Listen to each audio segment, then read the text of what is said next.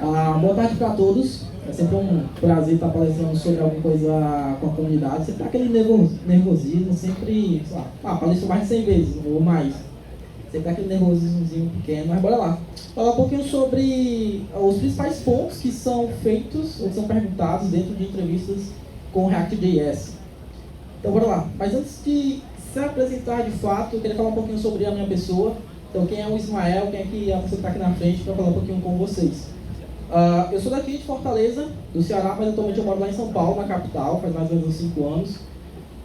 Estou desde 2014 na área de tecnologia e também atualmente eu faço principalmente consultoria, toda a parte de programação ainda, que é o principal fonte de dinheiro, vamos dizer assim, que entra no caixa, mas também dou consultoria relacionada também à arquitetura de software de forma geral. Principalmente experiência ali com startups de pequeno a médio porte. Gosto aí de viajar, então recentemente viajei algumas viagens internacionais também. Gosto de viajar aqui no Brasil, principalmente. O Brasil tem muito lugar legal, que é uma das coisas que dá para se fazer quando você está na área de programação, né? Tem essa questão da liberdade de ser remoto. Apesar que o Willian está querendo voltar, mas espero que não. E gosto de estar palestrando nos meetups, os meetups pequenos mesmo, que é o evento maior, mas geralmente eu estou aqui palestrando nos meetups de React, aqui mesmo em Fortaleza, estava, sei lá, cada 2 semanas indo para cá para fazer algo assim. Gosto aí de tentar empreender, tem algumas empresas, inclusive a Mundo Sem Fio, que vai estar sorteando alguns brindes depois, é uma das empresas que eu tenho. E essa questão de mentoria eu estou tentando aí, geralmente eu faço isso, mas geralmente fazia ali com algumas pessoas, mas estou tentando expandir isso para mais pessoas, até que o próximo ano isso vai ficar melhor. E quem quiser me seguir, geralmente eu posto alguns conteúdos relacionados à tecnologia de uma forma geral. Então tem no Instagram, o Ismael Ash. Então, parar de falar um pouco de mim, falar de fato sobre essa questão aí do pontos de React.js para entrevista. Eu coloquei aqui de uma forma sequencial, não quer dizer que um ponto é mais importante do que o outro, tá? Todos esses pontos vocês vão encontrar em algum momento ali na parte da entrevista. Aí sempre vai depender muito do entrevistador.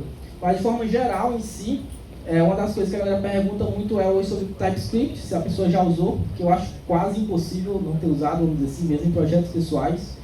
Sobre essa questão de acessibilidade também, eu acho que inclusive eu mesmo foi poucos projetos que eu peguei relacionados à questão de acessibilidade, mas é sempre bom saber de uma forma geral. Essa questão de projetos realizados também. E uma coisa que está bastante em alta aí por conta do Server Components também do Next, que daqui a pouco eu devo falar um pouco específico sobre ele, a questão do React Server Components. Então, mesmo se você não usou, mas é legal saber uma teoria de uma forma geral. E aí também, uma coisa que quem está começando ou quem já programa em React é essa questão dos hooks. Principalmente ali os effects, os state, que se utiliza bastante a quase todo momento. Mas tem alguns outros, que inclusive o use callback e o use menu eles fazem coisas semelhantes, mas para momentos diferentes. Então, por exemplo, pode ser perguntado o que cada um faz, enfim. E os contextos, use ref aí também, eu acho que no dia a dia, de uma forma geral, é bem usado. Então, mas é legal saber mais ou menos o que cada um faz e em que momento ele usar cada um. Sobre essa questão de estilização, que é uma coisa que não pode faltar, que eu, no geral eu até sou ruim, vamos dizer assim. Mas, por exemplo, Style Components, Mature UI, Chakra UI, tanto eu acho que o Mature UI, ali, por exemplo, já é uma lib de estilização que já tem muita coisa pronta. Então, por exemplo, já tem o seu design system, por aí vai, já o Chakra UI e o Tailwind já tem a questão de ser utilitários, né, vamos dizer assim. E o CSS.js que, até hoje, independente da lib de estilização que tem, eu ainda uso, para falar a verdade, ajuda bastante. Essas aí são as principais, mas aí se você conhece outras, geralmente pergunta qual você mais utilizou. Então, por exemplo, eu sempre falo aí, Mature UI, Style Components, que eu já utilizei bastante, tanto nas coisas que eu já passei, quanto nos meus próprios projetos pessoais mesmo. Sobre essa questão de DevOps, né? A galera sempre gosta de perguntar essa questão de como é nas empresas que você já passou, sobre a publicação, né? Como é que é na publicação, se tinha ali alguma ferramenta de Git Flow, por exemplo, uma pipeline, mesmo que você não faça parte dessa questão de publicação, mas agora eu gosto de saber se você tem ali um mínimo de experiência relacionada a isso. Então até coloquei o exemplo do AWS Amplify, que é um dos serviços da AWS que você consegue publicar de uma forma fácil e gratuita o seu front-end. Tem outros aí, Heroku, entre outros, Mas a AWS, a GCP, que é do Google ali, geralmente são as ferramentas mais conhecidas e usadas geralmente dentro de empresa. Eu até gosto de falar que o Heroku não é tão usado dentro de empresa, então geralmente eu recomendo as que geralmente são usadas. Sobre essa questão do Next, né? Hoje o Next eu acredito que seja o framework mais utilizado com o React. Quem aqui já utilizou o Next, por exemplo? Não tem meio que para onde fugir, né? Então o Next ali tem as vantagens de, até coloquei ali, né? Vantagens e desvantagens de quando utilizar o Next. É uma das coisas que a galera gosta de perguntar também. Essa questão do revalidation ali, de fazer uma requisição por baixo dos panos de uma forma geral.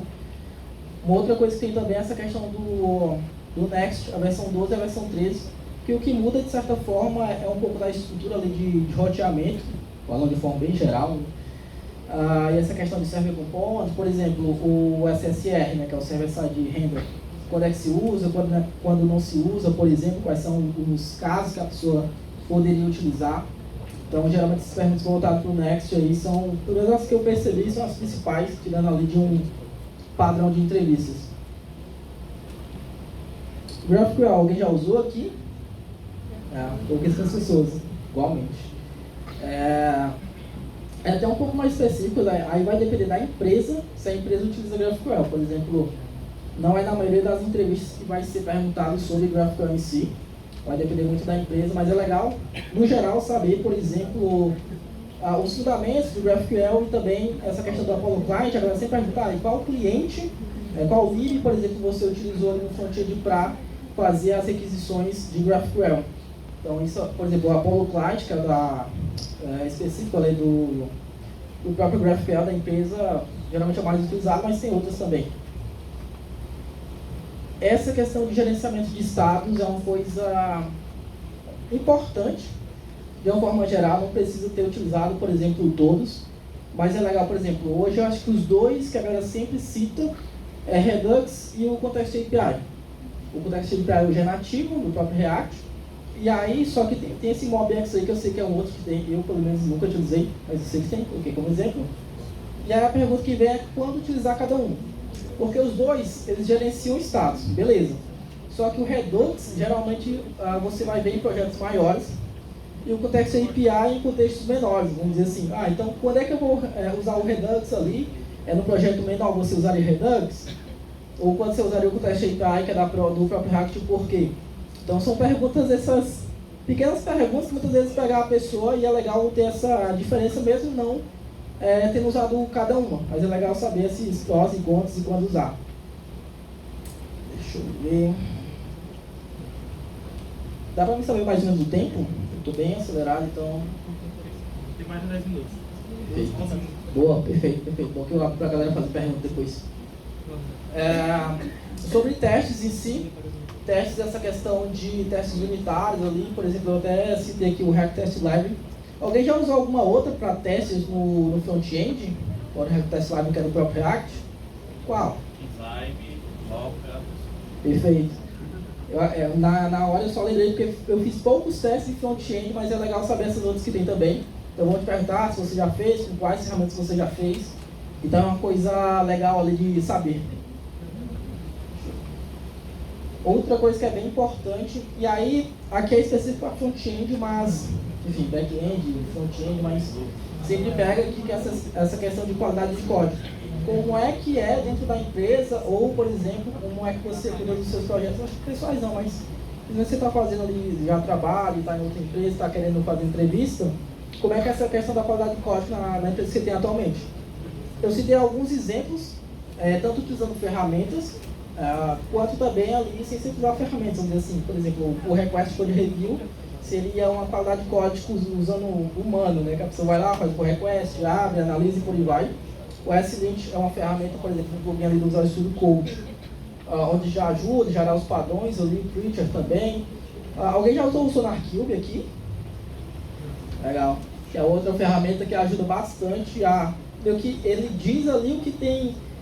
eu ia falar a palavra, que tem ruim no seu código. Então, automaticamente você faz o pull request, ele já avisa ali no comentário do utilizar automático, ó, essa linha aqui dá para tirar, essa linha não está sendo usada e por aí vai. Algumas empresas, as que eu vi que realmente utilizam essa ferramenta, são empresas um pouco maiores, que aí precisa muitas vezes colocar no servidor, tem o seu arquivo também como fosse um SaaS, mas é uma coisa legal para saber que é bastante utilizado. E aí é bom sempre saber de uma forma geral sempre. Beleza. Eu até acelerei a palestra, é bom que eu consigo abrir para perguntas, sempre gosto de interagir com o público. Então, mas assim, essas referências que eu peguei, além da referência do próprio site aqui do roadmap.sh, alguém já conhecia o roadmap.sh? Mais ou menos, legal. É um site que lá tem um roadmap de algumas tecnologias, front-end, back-end e tecnologias um pouco mais específicas. Então vale a pena dar uma olhada nesse site também. Aí essa questão, por exemplo, da própria release ali do changelog, do próprio React em si, e claro, o próprio site do React, a própria documentação do React.js. E aí eu estou bem feliz de estar palestrando aqui, que é uma das coisas que eu queria fazer há muito tempo, que eu estou fazendo hoje, que é justamente isso aqui, que a galera fala assim, ó, vamos falar isso, igual eu falei aqui, ó, geralmente é isso aqui que fala. Só que alguém já viu alguma entrevista que realmente pode ter participado, que é justamente o que falam? Pois é. E aí, há muito tempo atrás, eu fazia gravações, até para me rever, que inclusive é uma boa prática, as entrevistas. E aí, finalmente, é uma coisa que até deveria ter lançado essa brincadeira aí, mas eu estou lançando hoje essa questão de, você comprar, você vê entrevistas realmente reais, no caso, são as entrevistas que eu fiz ali. Tanto, Ismael, mas é só como sênior? Não. Tem entrevistas ali também de RH, a galera fazendo perguntas de fato, como entrevistas técnicas, porque eu acho que é uma coisa, inclusive, que eu sempre tive, que como é que é a expressão do recrutador, como é que ele faz a entonação dele, ou quais são as perguntas. Aqui, esse compilado que eu acabei de mostrar para vocês, são de padrões que eu percebi durante as entrevistas. Então, eu peguei, fiz um compilado, beleza, mas aí, se vocês quiserem ver, né, de fato, na prática, tem lá, se eu não me engano, mais de 4 horas de entrevista desde com a galera de Tech Recruiter, com o CTO também, enfim. Eu acho que é bem legal. E aí, igual eu coloquei aí, dá um valor bem de boas para quem já trabalha até com tecnologia. Esse slide vai estar, tem na link do meu Instagram também, essa questão de pegar ali o link, enfim, quem quiser. E aí eu vou aqui abrir para perguntas. Então, quem tiver pergunta, pode levantar a mão e vamos começar a interagir um pouquinho mais. Tem tempo aí? A gente tem 5 minutinhos aí para tirar dúvidas.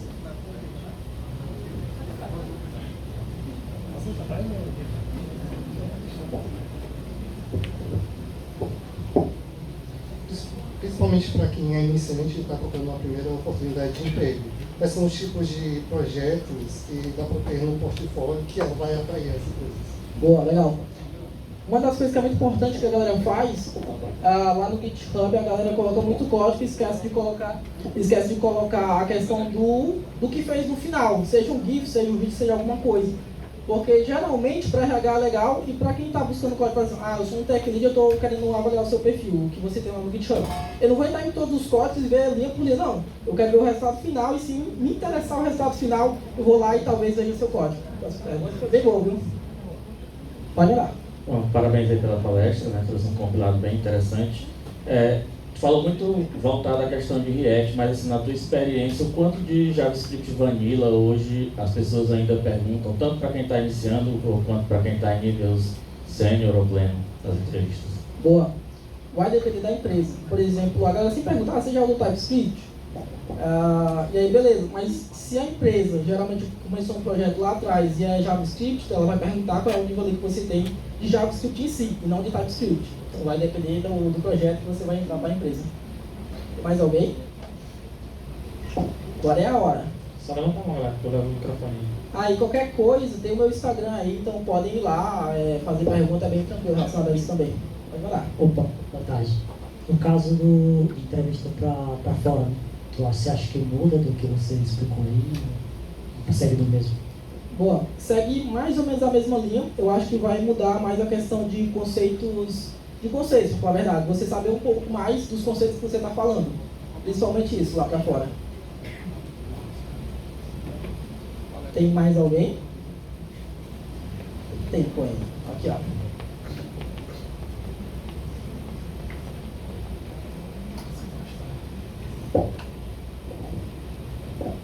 Tem um conceito que não vi sendo citado, mas que antigamente era bastante colocado, principalmente quando era com classes, né? Que é o ciclo de vida, né, dos componentes do React. Você ainda vê como hoje ainda está sendo pedido, principalmente para vagas um pouco mais avançadas, e se faz sentido a pessoa... Claro que sempre faz, mas se está sendo cobrado isso... Boa, legal.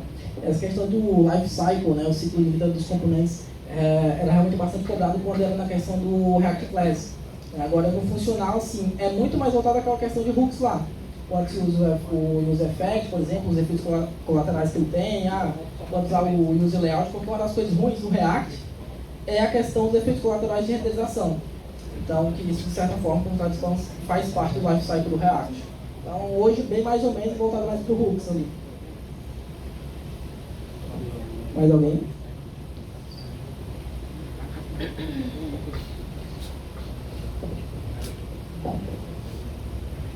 Então acho que é isso, né? Boa.